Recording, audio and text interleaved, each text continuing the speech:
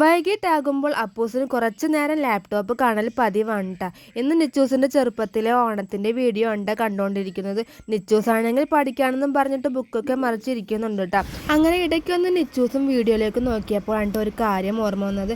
നേരെ ബുക്ക് അവിടെ വെച്ചിട്ട് അലമാര തുറക്കുന്നുണ്ട്. പിന്നെ എന്തോ എടുത്തു കൊണ്ടുവരുന്നുണ്ട് കേട്ടോ. എനിക്കൊരു പണിയാണ് വരുന്നതെന്ന് ഞാൻ അറിഞ്ഞിട്ടുണ്ടായിരുന്നില്ല കേട്ടോ.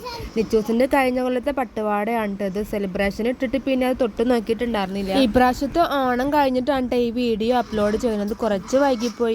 ഓണം സെലിബ്രേഷനൊക്കെ വരുമ്പോഴാണ് പട്ടുപാവാടയുടെ ഉപയോഗം വരുന്നത്. പക്ഷേ ഈ പ്രാവശ്യം പട്ടുപാവാട വേണ്ട, അതിന് പകരം ഫ്രോക്കും മതി എന്നുണ്ട് നിച്ചൂസ് പറഞ്ഞത്.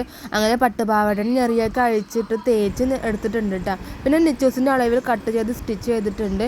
പ്ലെയിൻ ഫ്രോക്കായപ്പോൾ ഇങ്ങനെ ഭംഗിയൊന്നും ഉണ്ടായിരുന്നില്ല കേട്ടോ. പിന്നെ അതിൻ്റെ ഭംഗി കൂട്ടാൻ വേണ്ടിയിട്ട് ഗോൾഡൻ കളർ ലേസും പിന്നെ ബോയൊക്കെ വെച്ച് കൊടുത്തിട്ടുണ്ട് കേട്ടോ. അപ്പോൾ ഫൈനൽ ലുക്ക് എങ്ങനെയുണ്ടെന്നൊന്ന് കമൻറ്റ് ചെയ്ത് പറയണേ.